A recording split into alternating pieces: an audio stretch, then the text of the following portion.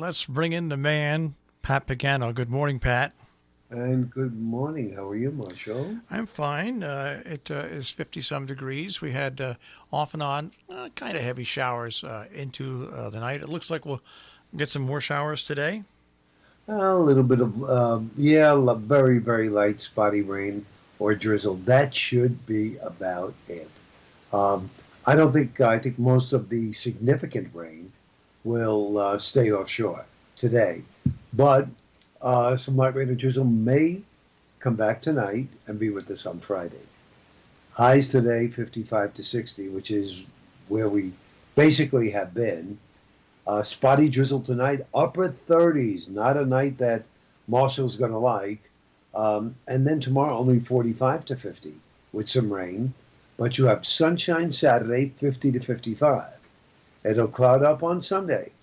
And showers could return late in the day. Highs in the mid 50s. And showers will give way to blustery and colder weather Monday. Blustery and colder on Monday. What type of cold? 40s on Monday. All right, so not that bad. No, it'd be blustery though. The wind will really be cranking, so 40s will feel like 20s. Well, that'll be bad. Well, what are you going to do? I mean, by that time, it's already mid-November. Yeah, you're right. We've had people going out golfing all last week. Yeah, I'm not surprised. I mean, it's been beautiful. There's no doubt about it. So, yeah, why not take advantage? Enjoy it. I was tempted. I know you're going to laugh. I was tempted to put up my Christmas lights. You should have. A little too early. There are people in this area, as nutsy as I think it is, that already have their homes decorated for Christmas. I just think, I just think by the time Christmas comes, you're going to be tired of it. Yeah, I think if it's nice weather, you can put your Christmas lights up because they're But don't not put them on. and Right. people don't put them on because like I just changed all my cameras, my Bear cameras around the house. I changed all of them, and I move them from outside to inside in the wintertime, and looking out attached to the house, so they're easier to change, and the batteries don't get abused as much as they do, even though they're indoor outdoor cameras. When they're outdoors in the wintertime and you get sleet and freezing rain, you just never know how they're going to react. So, Okay. so I took the good weather to move them around already. So yeah. But if you're going to put up Christmas decorations, why not put them up where you're comfortable? For gosh sakes.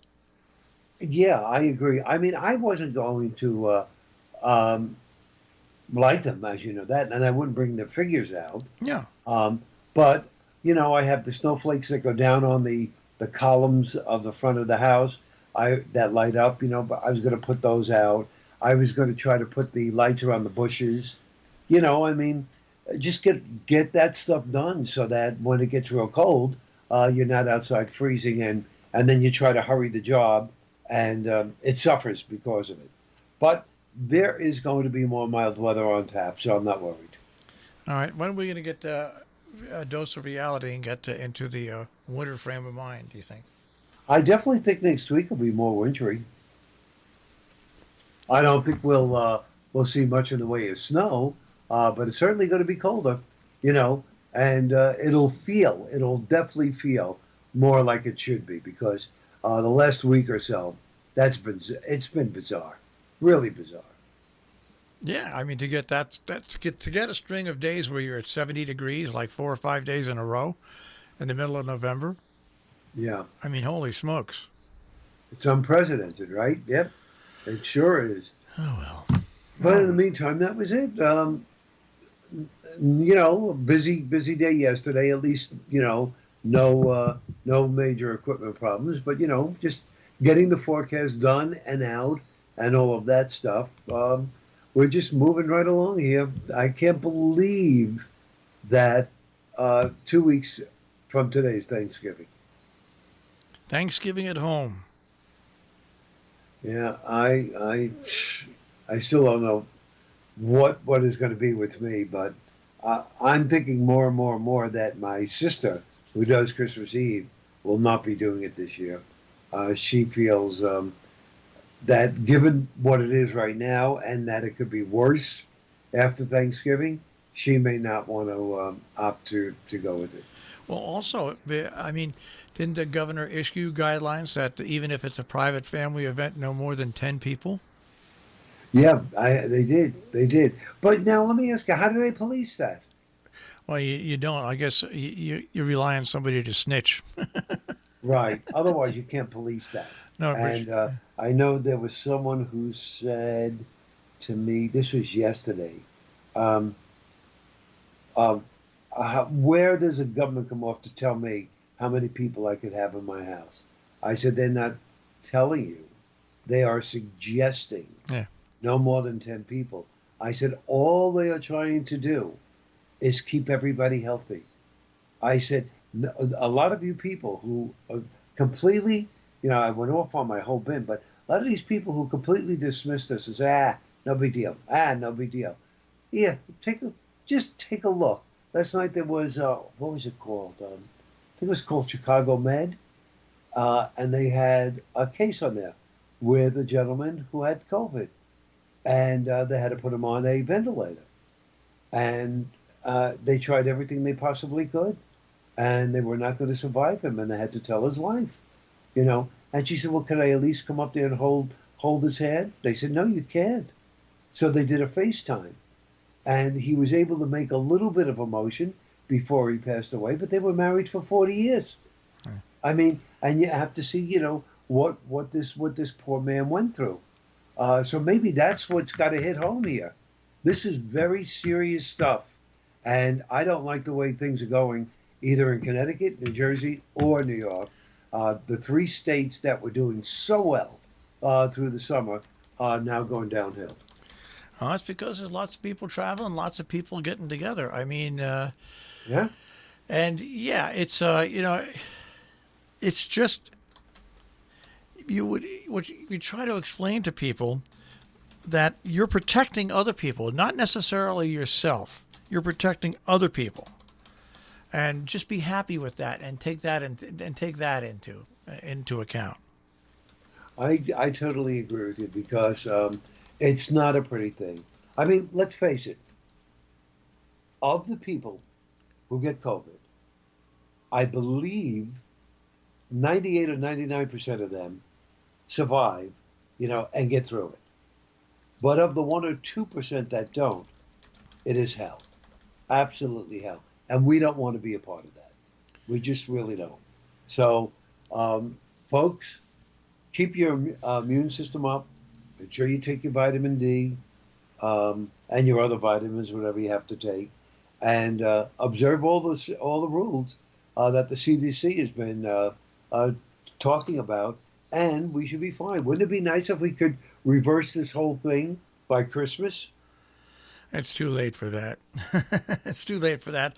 What we have Yeah. to look for is the first quarter of the year, January, February, and March, to start to bring it down. I mean, really, it's I mean, the die is pretty much cast. People have made their, The interesting thing is there's still hockey tournaments going on for youth. There's colleges for youth. Look at Marist College; they're having another huge outbreak here in Marist, and they've put everything on pause. I mean.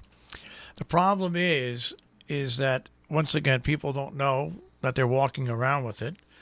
The problem is that if you get a test and it says you're okay, 2 days later, if you go someplace and then you go someplace else, how can you don't know whether that test is still valid? There's positive negatives. There's negative positives. I mean, there's just no way to know if you're carrying it to other people or not right now. Not in any terrific way, anyways. And that's what makes it so hard. That's what makes it so hard. I agree with you, and you're right. Because what may be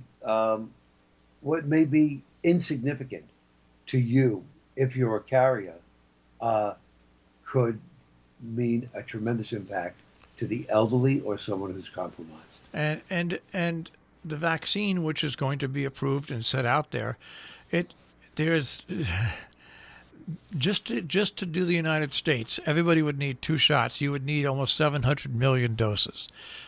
Now take that worldwide, how many doses you need.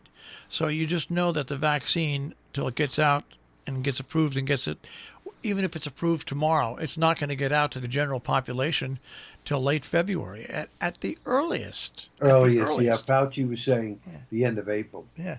Yeah, it's just, I mean, the numbers that they have to produce, and even though there's a bunch of companies that would get, still, when you have to produce on a regular basis, just for the United States, 600 million tests, so everybody could be tested twice. Just take a look at the rest of the world. How many billions of tests do you need? I mean, it's just, the numbers are astronomical when you look at it. Really? Pretty amazing. Well, I hate to be so depressing, but what the heck? It's early in the morning. We have the rest of the day to get over it. Right, and the weather's not going to help.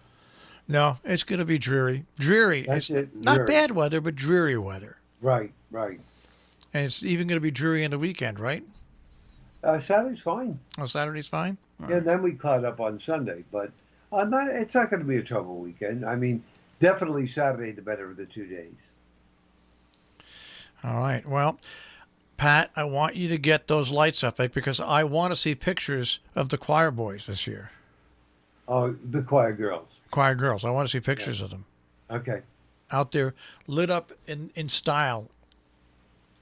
I don't know about style, but they're lit up. Well, they look good from far away. Yeah, definitely. The closer you get, the more you see the age. Right. All right, Pat, I want you to have a good day. I'll speak to you tomorrow. Okay, you too, Marshall. Take care. Pat Pagano this morning at the Weather Center, checking that tri-state forecast here on Robin Hood Radio.